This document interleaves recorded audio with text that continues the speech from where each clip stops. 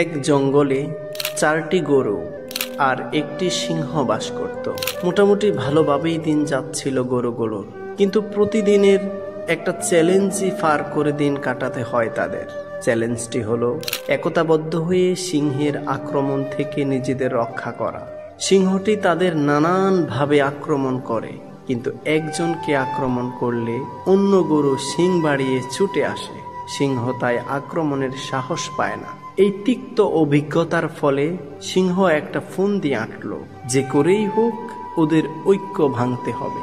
পরিকল্পনা মোতাবেক পরের দিন গরুগুলোর কাছে যেয়ে বলল, তোমরা প্রতিদিন যখন গভীর জঙ্গলে লুকাও তখনও আমি তোমাদেরকে খুঁজে বের করতে পারি শুধু একটা কারণে, আর সেটা হলো তোমাদের মধ্যে ওই যে সাদা রঙের গরুটা রয়েছে, ওর গায়ের রং সাদা হওয়ার কারণে আমি রাতের বেলায়ও তোমাদের পুরো দলের সন্ধান পেয়ে যাই। পরের দিন 3টি কালো গরু একসাথে মিটিং করে সিদ্ধান্ত নিল এই আক্রমণ থেকে রক্ষা পাওয়ার একটাই উপায়, আর তা হচ্ছে ওই সাদা গরুকে তাদের দল থেকে আলাদা করে দেয়া। যেমন পরিকল্পনা তেমন কাজ। পরের দিন সাদা গরুটাকে দল থেকে বের করে দেয়া হলো, আর সিংহ গরুটাকে একা পেয়ে খেয়ে ফেলল। কালো গরুগুলো দূরে দাঁড়িয়ে তা দেখলো, কোনো রকম উচ্চবাচ্য করলো না, মনে মনে একটু খুশি হলো আর ভাবতে লাগলো সমস্যা সৃষ্টিকারী শেষ, এবার শান্তি। কিছুদিন পর সিংহ আবার আক্রমণ শুরু করলো। তার পরের টার্গেট কালো 3টা গরুর মধ্যে সবচেয়ে দুর্বল গরুটা। সে ফন্দি মোতাবেক দুর্বলটাকে আক্রমণ করলো।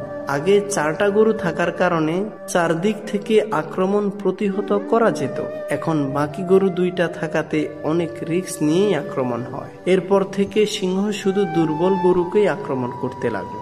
দিন 10 পর সিংহ ফন্দি করে গরুগুলোর কাছে যেয়ে বলল, দেখো তোমাদের মধ্যে বড় ও শক্তিশালী গরু 2টা আক্রমণ করার শক্তি আমার নেই, তবে আমি যতদিন আছি এই দুর্বল গরুকে প্রতিদিন আক্রমণ করব। ওর জন্য তোমরা প্রতিদিন কষ্ট করো কেন? তোমাদের সাথে তো আমার কোনো সমস্যা নেই। শক্তিশালী গরু 2জন মিটিং করে বলল, সিংহ তো ঠিকই বলেছে, ও তো শুধু ওই একজনকেই প্রতিদিন আক্রমণ করে, তাহলে ওর জন্য আমরা কেন প্রতিদিন এভাবে কষ্ট করব আর ছোটাছুটি করব? গরু 2টো তখন দুর্বল গরুটাকে এক ঘরে করে আলাদা করে দিল। সিংহ দেখলো তাদের ফন্দিতে কাজ হয়েছে, সে সুযোগ পেয়ে খেয়ে চট করে ধরে ফেললো দুর্বল গরুটাকে। তাকে বধ করার পর বাকি রইল 2টা গরু, যাদের একজনকে আক্রমণ করলে প্রতিহত করবে মাত্র একজন। এটা কোনো ব্যাপার না। পরের দিন সিংহ যখন আক্রমণ করলো তখন বাকি গরুটা এত সাহস পেল না, বরং অন্য গরুকে একা ফেলে সে দৌড় দিল। সিংহ 3 নম্বর গরুকে মহানন্দে খেয়ে ফেলল। বাকি রইল মাত্র একটা। এটা সেই বেশি চালাক গরুটা। সপ্তাহখানেক পর সিংহের যখন আবার ক্ষুধা লাগলো তখন সে শুরু করলো তার মিশন। সে একাকী গরুকে আক্রমণ করলো। গরুটা দৌড় দিল।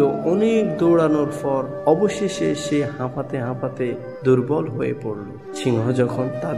সিংহ যখন খাদের কাছে অগ্রসর হলো তখন মৃত্যুর ঠিক পূর্ব মুহূর্তে সেই শক্তিশালী চালাক গরুটার 2 চোখ বেয়ে পানি পড়তে লাগলো। বলতে লাগলো, আমার মৃত্যু তো আজকে হচ্ছে না, আমার মৃত্যু সেই দিনই হয়ে গিয়েছিল যেদিন সাদা গরুটাকে আমাদের সামনে খাওয়া হয়েছিল আর আমরা প্রতিরোধ না করে তা দাঁড়িয়ে দাঁড়িয়ে দেখেছিলাম। সিংহটি ঠাট্টা করে বলতে লাগলো, হ্যাঁ ঠিক বুঝেছ, কিন্তু একটু দেরি করে বুঝেছো। এই যা, আজকে তোমার শুধু আফসোস করা ছাড়া আর কোনো উপায় নেই।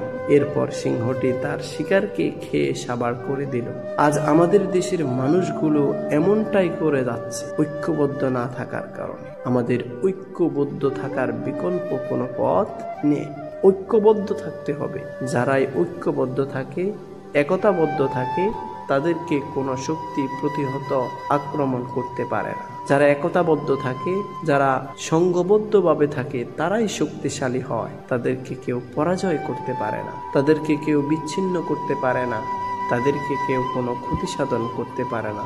এজন্য আসুন আমরা সকলে সমাজে, পরিবারে, রাষ্ট্রে একতাবদ্ধভাবে থাকবো, ঐক্যবদ্ধ থাকবো, তাহলে আমাদেরকে কোনো শত্রু আক্রমণ করতে পারবে না।